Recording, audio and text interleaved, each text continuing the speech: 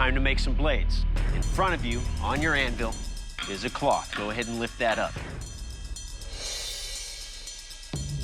That is a block of W2, high-carbon forging steel. From that lump of raw metal, you must design and forge a blade of your choice. The blade has to be at least 12 inches in length, but not more than 14 inches. You must also set a hamon line. For someone who's trained as a Japanese swordsmith, making a hamon is just an everyday thing, so it's not any big challenge for me. You may begin forging your blades. Now.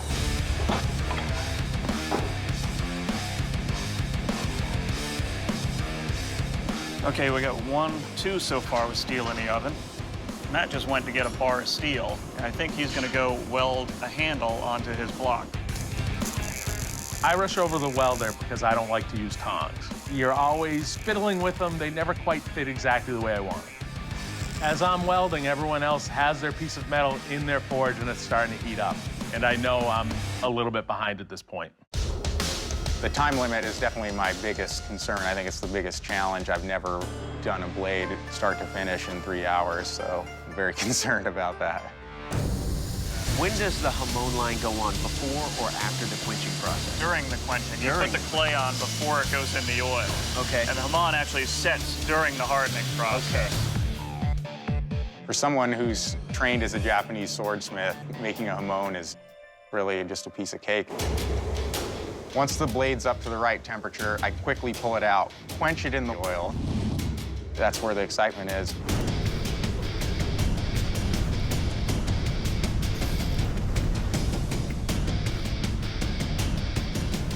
The last 30 minutes are just a race against the clock to grind this thick edge down to a sharp blade. And he's in. Matt's in. All right, happy days. I feel really great about the hamon I'm doing. I've got plenty of time left to finish out the blade. I feel pretty confident.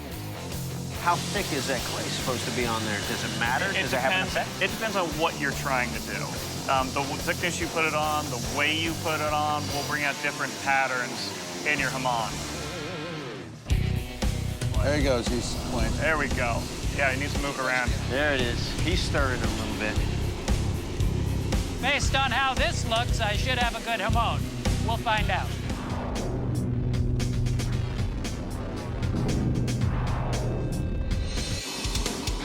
I have to add a temper line or a hamon in this thing. I've never worked with this specific steel before, so I don't know if it's gonna work. My heart's pounding like that power hammer. The pressure's on, and I need to get it done. Oh, we've got some Now we got fire a big over here. problem. Now we have a big problem. We've got a blade on fire. You didn't put clay on it. He's not gonna have a hamon. Nope. Oh, So man. what are we looking at here? The blade's hard now. I can use clay, but the way I've always done it in the past is the old way. No clay, just do it. Oh, he's quenched it again. He's done a second quench with no... There it is again. He's doing a multi-quench. As long as I heat my edge, it gets hot, the spine doesn't. When it goes into the oil, that edge is gonna get hard, the spine won't. That's gonna give me my hamon line. I gotta give him credit. That's a pretty bold move for a competition like this. So he decided to try to do the hamon line without clay. Yeah. He had a plan, and whether it worked out or not, we'll see. Final minute, gentlemen.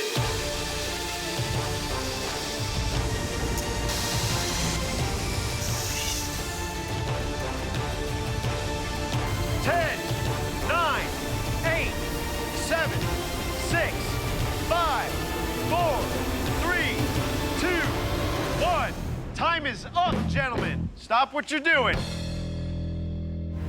Gentlemen, this is going to be a tough call. The judges will take some time to make their decision. So let's go ahead and start with Dave's blade there. Look at the criteria. Does he have a hamon line? Yeah. The clay is gonna pretty much guarantee you have a hamon. And not going with the clay, but it's a shot in the dark. You don't know where it's gonna be exactly. Yeah, that's yours, Gabe? They picked mine up first. Looking at this blade, we're looking at something that's near, finishing quality. Right. So he's ahead of the curve. Right, okay. Let's take a look at Gabe's blade. I mean, I like the overall concept. Hamon line?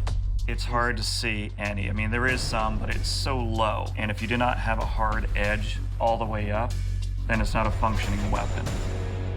What are they saying? Let's move on to Matt's blade. Matt, he's got a Hamon. Even without etching it in the acid, you can still see it very clearly. Yeah, okay. The other thing that we kind of noticed, where the plunge line starts. The plunge line is where the blade edge drops down and comes to the center of your edge. Oh, no. I see exactly what you're talking about. Wow. His aren't symmetrical at all. You know, sometimes the steel does what it wants to do, you know? I'm not in full control. There's a little bit of magic in there somewhere. What about Pete's blade? It's very sexy. People also pick up a blade based on its looks. So we have to look at the aesthetics. As much as function, there's also what appeals to you. I have a big issue with the tang, though. Why does the tang worry you? Would it break in the testing? Well, a lot of your stress on a hidden tang knife is going to be here, right here at that joint. And you want a lot of meat. You want a strong section there. And having the tang this thin just worries me. Okay, so we have 4 blades. Do we know which contestant we're going to eliminate? Yes. Yeah. Yes, we are. Right. Let's go ahead and let them know. Gentlemen, the judges have made their decision. Gabriel, you didn't make the cut. Gabriel, we really appreciate the work you put into your knife. It was the Hamon line. We could only see it in 1 or 2 small sections of the blade, and it was extremely close to the edge. And if we can't see that Hamon, we can't tell if that whole edge is hard. And if that whole edge isn't hard, it's not a weapon. Thank you for the opportunity to partake in this competition. Gabriel, please surrender your weapon.